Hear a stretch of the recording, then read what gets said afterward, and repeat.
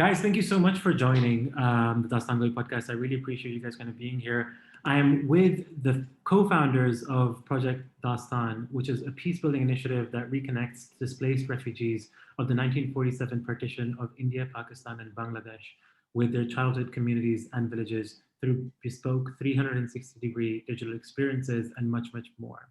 I am super excited to have Saadia and Sparsh with us today. And guys, to begin with, I'd love to kind of hear a little bit about each of you, and then how did Project Dastan kind of take shape, and how did it kind of come about?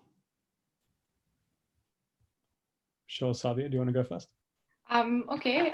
So I'm from Pakistan and I'm a cartoonist and I'm an artist. And I've worked in Pakistani journalism for the last 10 years. Um, so in that sense, like storytelling has always been a part of, how I do my job. And it's been very important to me to understand the way that Pakistan works and, who we are, what our identity is and how fluid it is. So in that sense, I think Project Dastan, which is also a storytelling project that tries to reconnect partition witnesses with their ancestral homes, just felt like such a interesting passion project. So I met Sparsh a few years ago in Oxford, and he had this beautiful idea of wanting to take his grandfather back home to his ancestral village in Pakistan. And the only way that, and this is his idea, that we could maybe do it through using virtual reality and the new technologies that exist. And so the project is actually like very personal because, it's attached to the legacies and the stories of our grandparents. And my grandparents never migrated. They were always settled in Pakistan, settled in Punjab. But like they also saw how partition happened, what happened. My nani was, for example, a refugee worker during the time. She saw the refugees coming in. She saw the cholera outbreaks. My grandfather lost some of his friends during partition. So I think I've always grown up with partition stories, and even if people in Pakistan haven't grown up with it, it's a part of you. Because 1947 is kind of the origin story for Pakistan. So I feel in that sense, not only is this very important to talk about partition being a Pakistani, but it's part of our DNA fabric of being Pakistani. And I feel that this project helps us explore it in a way where we can also reimagine the other, which is India for us for a long time, as well as Bangladesh, and I will find those shared connections between our grandparents' story. So it is a peace building project, but it's also like a way for the younger generation to talk about these very intense issues and re-engage after I feel a long period where we've kind of turned off this idea of not just being Pakistani but being South Asian, or even having Indian history. Yeah. Yeah. Sparsh, if you could give a little background about yourself and your perspective as well, please. Yeah, so I am from Delhi. I was born in Delhi, but I grew up in Melbourne, Australia. And I mean, over here, one of the first things I noticed, which was very different to being back in India, was the fact that um, Indians, Pakistanis, and Bangladeshis, as anyone in diaspora would know, there's not really that much of a division when you go Yeah. outside South Asia. You're just kicking back, bonding over chai, all the usual stuff. And I found it very strange going back to India and, just suddenly being told that all of the friends I had made back home were like from the other side, from an enemy country. That always struck me as something very strange. This was very foreign to me, that there's people I considered like my brothers and sisters, and I was told by the media that I wasn't supposed to like them, that I was supposed to hate them.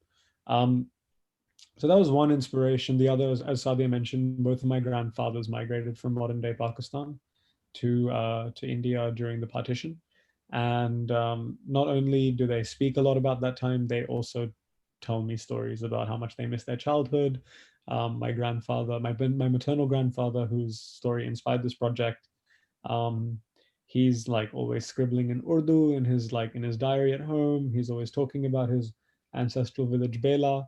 And yeah, so I've always had this idea, like I always like love taking photos. I went into university with a passion for photography. But when I got to university, I started talking to my friends there, and Saadia, one of them, about this idea I had. I want to take my grandfather back, make a little film out of it. And from these conversations, an idea developed that, you know, if we could do it for one person, why couldn't we do it for as many people as Yeah. possible? And that's where Project Dastaan was born. How And here we are years later. how do you see your own relationship through this project that you guys have been on? How has that changed your perspective of looking at India, looking at Pakistan, looking at Bangladesh, and your understanding of the intricacies from 1947 to today, and then the relationship that you've had with your maternal grandfather, for instance? How have those relationships kind of shifted through this? I think, well, like Saadia more so than me, but both of us come from pretty like academic backgrounds in terms of like studying South Asia. I studied politics and international relations and philosophy. And so I think what this project has done it's simplified a lot of that for me. So you learn about all these things from very like state-driven, economy-driven perspectives. There's a lot of theory, and there's definitions for everything, and like, you know, the nuclear capacities and like lines of control and all of these like intricate terms. And then and what this project has done for me is turned that all upside down on its head and said, look at it from the perspective of a 7-year-old kid. It's the humanizing aspect. And yeah, so I've started seeing the debate much more humanistically, less so about statistics and more so about like this sense of loss and nostalgia that still, in a way, I feel it still binds both countries or all three countries together. But also that loss is what continues to fuel the hatred between the two countries and that generational trauma. So at least for me, like these days, when I do open the news and I see about like I hear about the conflicts between these three countries, I instantly think to how like where the origins of this conflict could have, you know, where could it have come from? And you know, you just look back to 1947 and you see these same stories emerging. It's just modern forms in them now. Saadia, has it been difficult to get people in Pakistan or anywhere else to come on board with Project Dastaan, like actually on ground work, trying to make them understand what you're trying to do, or is it kind of is it met with kind of, no, we don't want to do this, or like, why are you doing this? This is something that we're going to continue on hating each other and have that concept of the other. I would say no, because again, it's not so long ago that we were living in one big country under the British Raj. So generally, if people have grandparents who actually made that journey, which is quite a lot of people, no, like people want us to come and record what their grandparents went through. And it's become a way for the people that we interview for those families to get re-engaged and be in touch with the stories of their families. So in that sense, we've had a very warm welcome, when we've been trying to interview people or we've been trying to find interviews. Additionally, and again, the question you asked, Sparsh, was, has it changed the way that you look at things? It's changed. The project has changed the way that I look at Pakistan and India and the people of Pakistan and India as well, because I also felt that in the beginning when we were starting this, people will not want to do this. People have been kind of socialized into having very strong opinions about India, having very strong opinions about not wanting to remember. And not wanting to take responsibility, for the wars that happened or what happened in 1971. But I feel that, if when you start talking to people person to person, that kind of falls away. That structure of this foreign policy that we've been taught, it just falls away somehow. So people are kind of living in this duality where with what they see on television and the way that they perceive politics, they'll still be anti-India. They'll still be like, you still have that jingoistic aspect. But as soon as you ask, well, where were your grandparents from? Can I hear their story? It flips like that. It absolutely changes. It's beautiful what you just like, where can I hear their story, right? Like that story almost is a disarmor. Right? Like right away, as soon as you talk about a story rather than an interaction, it kind of, people get disarmed and people are more willing to share their perspective.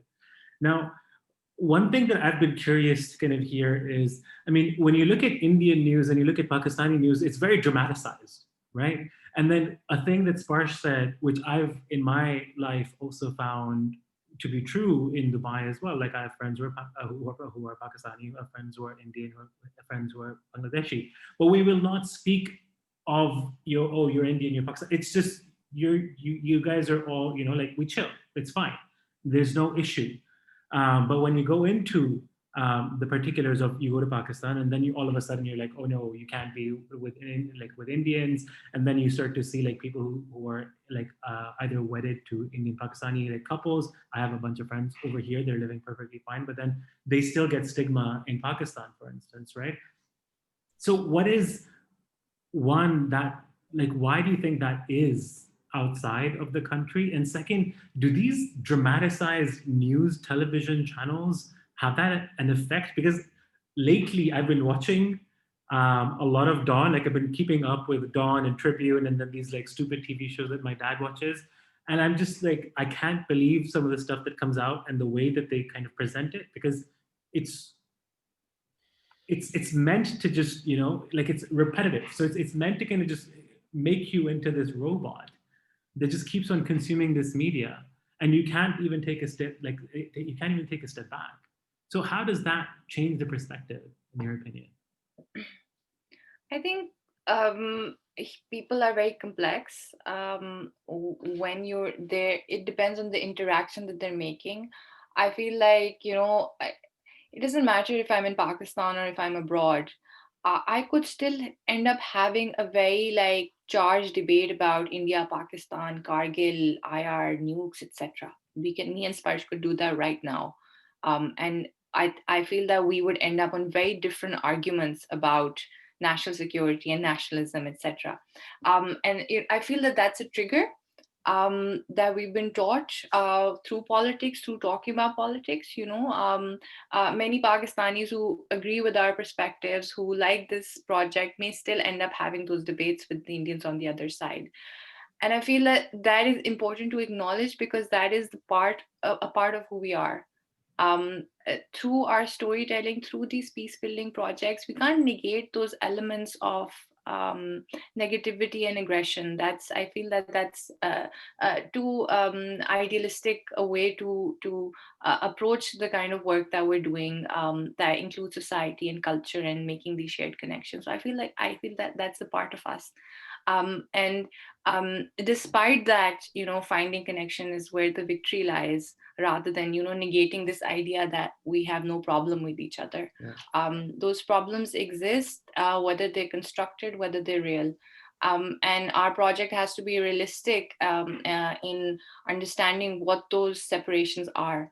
We can give you examples, like often have, like, we do get a lot of trolling online. People who are just like, what is this? So, if you love Pakistan so much, go to Pakistan type of things also happen. That's part of the conversation. That's the viewpoint that we need to understand, and go into the field with open eyes. So like I feel like people are complex, and you can find both sides in the same person. You can find the jingoistic nationalist, as well as the person who wants to engage with histories and cultures. And it's kind of like finding a balance rather than choosing this or that, if that makes sense. So for me, I think it's a very complex thing to do this type of peace building project, and not be all like, it's all fairy dust and pixies and unicorns, and everything's fine. Conflict has always existed in our societies, even before partition. We have this idea that everybody lived in harmony and everything was beautiful before partition. It wasn't, because communities do have differences, and they do have conflict. And sometimes you live in conflict despite the fact. I look at all the internal divisions we have in Pakistan, or India has within itself. It's still a country, and there's still some form of unity. So conflict is always going to be there. I feel it's more about how can we respect diversity, how can we create conversations. We're not here to absolutely change minds and change personalities, but find these pockets of resistance, or these small pockets of these beautiful stories of connections. So I think like it's very complicated for me, And like I don't see it in any black and white term, and I don't take this as like, well, everything is going to be fine, or this project can achieve this type of unity between the peoples of the Indian subcontinent. Sparsh, I'd like to ask you a little bit about why you chose VR, and then also like you have a couple of different arms of Project Dastaan, right? Like there's social impact, the programs that you have in social impact. You have the interactive VR. You have a documentary that you guys are working on, if I'm not mistaken. Could you talk a little bit about the three elements, and why VR? I mean, virtual reality for us was like always like a natural choice, because we thought, what's the most cost effective and most immersive way that we could possibly take these people back. Now, obviously, like the ideal thing is that we have enough money and we can physically pay for people's flights, and we can record that whole journey. But the truth is that even if we did raise all that money, a lot of these people are like, one, too old to physically cross anymore, and even more so, there's layers of fear. So like even my grandfather, who talks so much about seeing his ancestral village, even if I gave him a ticket to go on the other side, he probably would still be really scared to go. And like, so what we're trying to do here is we're trying to unpack that trauma, get behind it, look for like some of the better memories underneath, rather than, we don't want to force people to relive that. So it's about trying to bring the good memories back to them, and it's less so about making them face like all, reface all the horrors they overcame along the way. So that's why virtual reality. In terms of the stuff we're working on, so at the moment there's three main arms of the project which are happening. So we've got the social impact program. It's currently on pause because of the coronavirus. We can't go out and film these places, but hopefully once things calm down a little bit, we'll be back to shooting the videos and interviewing people. The second is an interactive virtual reality documentary called Child of Empire.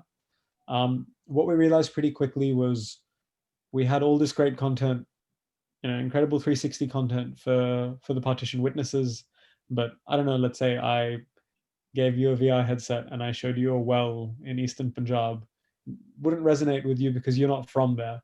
So Child of Empire is really about using the technology, using our expertise, and finding a way of getting people who don't have a background with Partition, who didn't go through the experience, or who might not know anything about it at all, to be able to empathize with our witnesses and learn a little bit about the experience. So Child of Empire follows the journey of it's a composite story created from the stories of different witnesses that we've interviewed. One from Bengal, one from Pakistan, one from India. And yeah, it follows their journey through the migration. And so by the other end, you not only know about the partition, you feel like you've been part of it, you've experienced it. And that's slated for museums and schools in August 2022, which will be the 75th anniversary. And then the third arm we're working on, which is funded by a National Geographic Explorers grant, is an animated series which is focusing on different regional aspects of the partition. One of the key pillars of this project is to kind of escape Punjab-centric narratives because of the political power that this community holds both in India and Pakistan. So in order to kind of address that hegemony, we're doing, stories from Bengal, stories from, like Dalit communities, stories of women. I think the next episode is stories from Tamil Nadu. So because partition was such a cataclysmic event, and it seems that, you only really get to hear a lot about the trains that were massacred across the Western Front. So yeah, we're trying to challenge a little bit that narrative. Now, have you heard of this program, or well, this installation called Portals by Shared Studios in New York? Oh man, No. you would love it. It's actually a friend of mine who's been doing this. She started off in Dubai, and now they're based in New York, out of Williamsburg. What they do is, it's an art installation that they've done all over the world now. What they do is they take empty shipping containers. They put these shipping containers in like places where high foot traffic, but you wouldn't really think about it twice as to what's happening. And then you walk into the shipping container, and inside is a screen, and you're connected with someone all over the world, like anywhere in the world. So it started off with I think New York and Iran, because like the two co-founders are Iranian, and they wanted to kind of create a portal between Iran and the U.S. Because the relationship is always rocky, and from there they took on they did one over here in Dubai recently as well. I think beginning of end of last year, where they and they connect. I think they had one in Davos, and the idea was always been where they kind of connect you to a person somewhere else in the world. But the idea is that you do it in real time, and there's someone else at the end of the tunnel, basically, as you walk into this container, and you get to either see a dance or have a conversation for a couple of hours, and it's an incredible experience. Like it's all done over Zoom. Like Zoom was not cool when these guys started, but you walk into this thing, and you just like across from you is a person standing, and you're able to kind of connect with them from anywhere else in the world. That sounds beautiful. I'll send you the details of this. I think you'll love it. Like it's absolutely. Yeah, I've heard of a similar project, not exactly the same, but I did see Coke funded a really cool cross-border project between India and Pakistan where you could go up to a wall and touch it. Oh wow! And on the other side, it would light up, and then you'd see where they touch the wall, and yeah, playing with that kind of like light installations and stuff. But this is really cool. I've never actually heard of this. No, I'll send you guys. It's called Portals. It's by Shared Studios. It's an incredible concept, and the idea for me that kind of resonated was that they're creating dialogues between people that would not necessarily otherwise meet, right? And the idea of serendipity, where it's a high foot traffic area, and someone just walks into this container, and on the other side is someone else who might have an incredible story for you, or just says hi. And I think that does change the perspective and the perception. And one of the things that I was very curious about your project was also that it's how do you kind of build the relation of partition to the people that haven't lived it, which is what you answered earlier with what you're working on, because this is something that is going to keep on going in generations to come. But as that population that actually experienced it is going to leave us, how do we keep those memories, keep the idea of it? And which is incredibly important, because I think one of the things that, on the way that not just generational trauma but human psychology works, is that the negative impacts us much more than the positive. And it's what we hold close to our hearts. So what we've found, and what a lot of other researchers have found when they've studied the subject, is that the generation that did experience the partition, who experienced not only the absolute horror of it, but some of them experienced having their lives saved by people from the other side. Some of them experienced communal harmony beforehand. But the memories that they passed on to the generation after were the ones that held close, like the trauma, the pain of it all. And if we continued down this intergenerational path without like looking at the original memories, and if these people die without us telling their stories, what we're really at risk of is like replicating that hate onwards without knowing that there was an alternative, that these people knew what it was like to live in, as Saadia said, of course there's always been differences between communities, but they knew what it was like to live without an other side, or without an us and them. It's actually really sad to see that a lot of the hate isn't in the people. Like when we've interviewed people, a lot of the hate isn't in the partition witnesses themselves, and sometimes it's their family members who have far more like disgust and animosity towards the other side, even though they've never been. Whereas the person who has experienced both has said, look, like I don't have any personal dispute with so and so, because they also saved my life. So it is really important that we preserve these stories. Have you been able to take away the element of the other in some of the cases that you guys have worked with? I think so. I think there's been a couple stories where we've managed to reconnect people to old friends. And at that point, all concept of us and them goes out the window, because there's only us when you're talking to someone you haven't spoken to in 73 years. There's one community. In fact, I think one of the stories we covered was an elderly man in London called Iqbal. He's a Pakistani man who came from Punjab in India. And Iqbal was, of our witnesses, he was probably the most patriotic, either Pakistani or Indian. He was very proudly Pakistani. And then when we interviewed him initially, there was a strong sense of, us and them, and we survived all this horror, and we're very proud to be on this side, and nothing will ever spring us back to that side.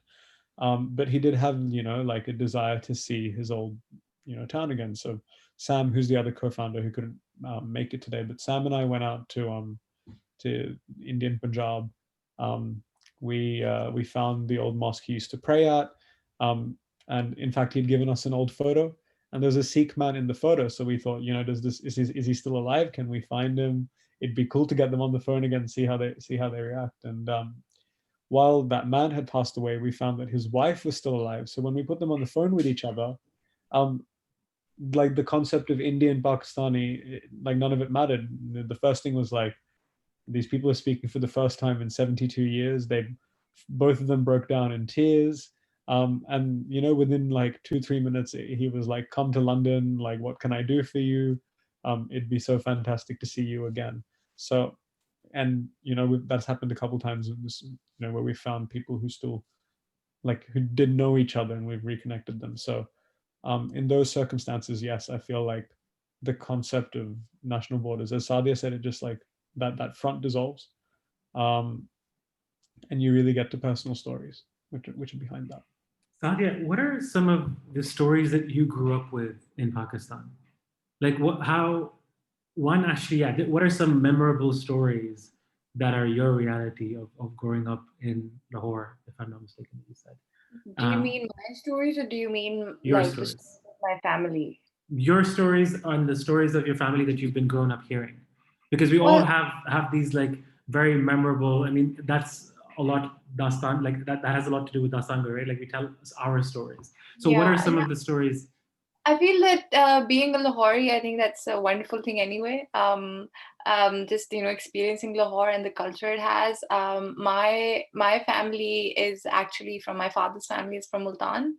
So we have very strong roots in Sufism and the shrines there, etc. So I've like always grown up a lot with religion, and a religion in the sense where I feel is different from the way other people may have experienced religion, because of the shrine culture in Multan and where my grandparents were from.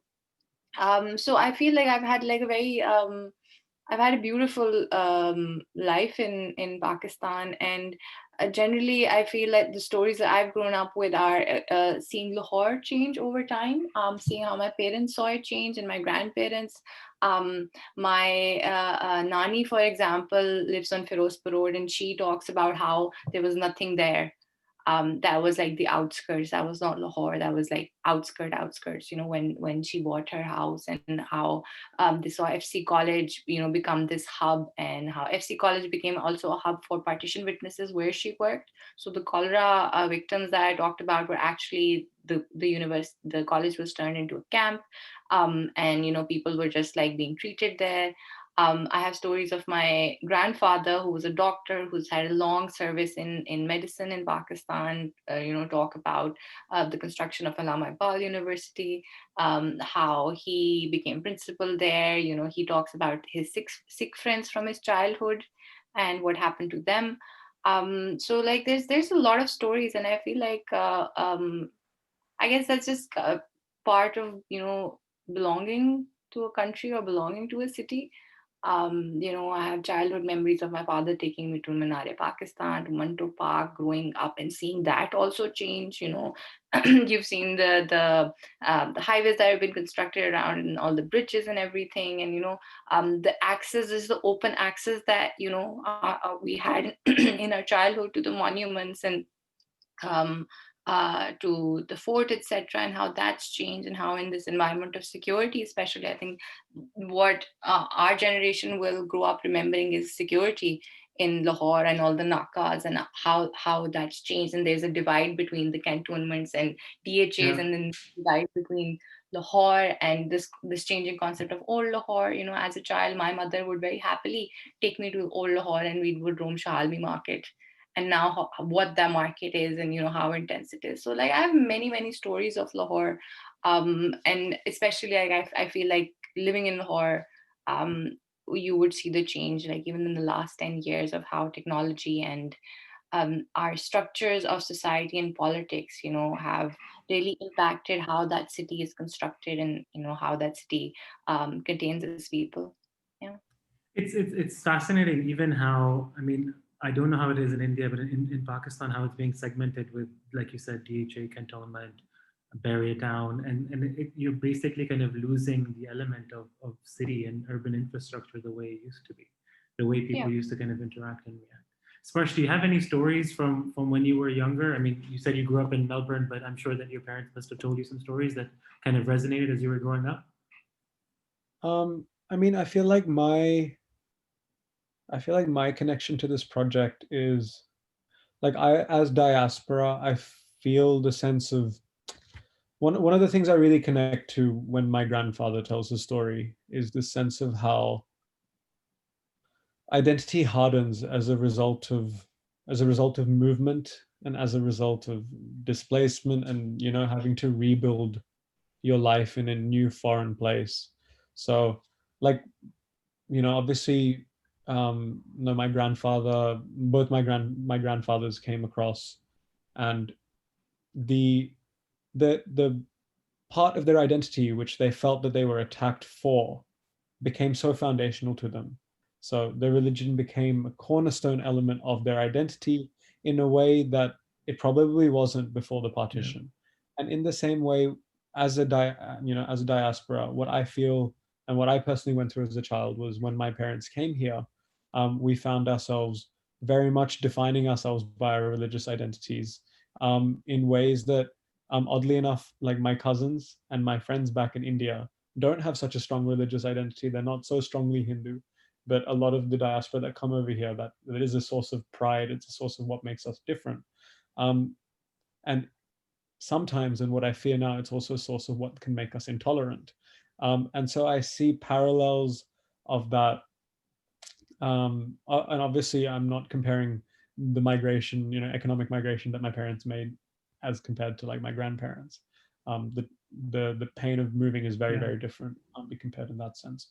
But what I feel can be compared is the sense of this identity hardening, both as a sense of pride and also as something that makes you defensive towards progress, towards change, and ultimately sometimes towards other communities as well.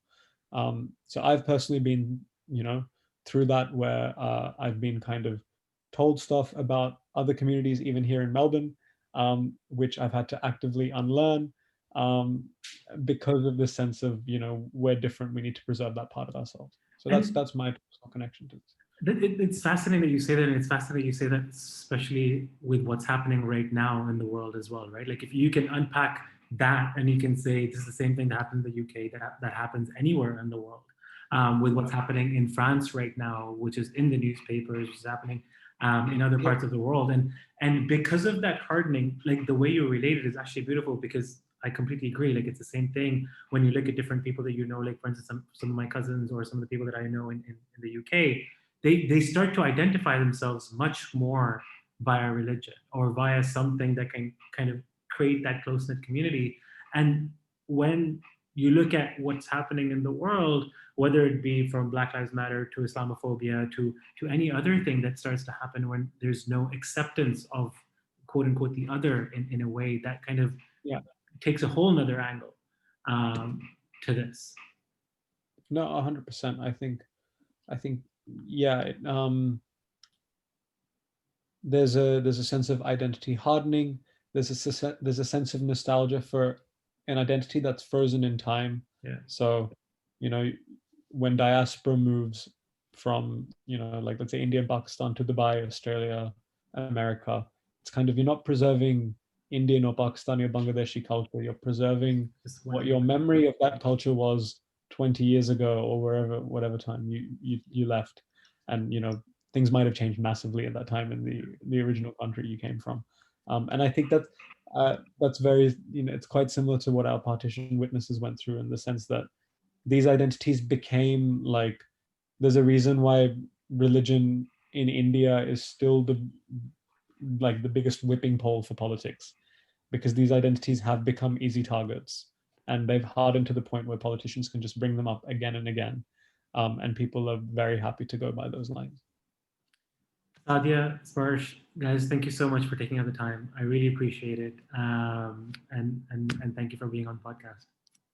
Cheers. Thank you for having us. I'm super excited to see what you guys kind of come up with and continue on with the project. Thank you. Cheers. Thank you. Thank you so guys. much. Thank you. Bye. Bye. Bye.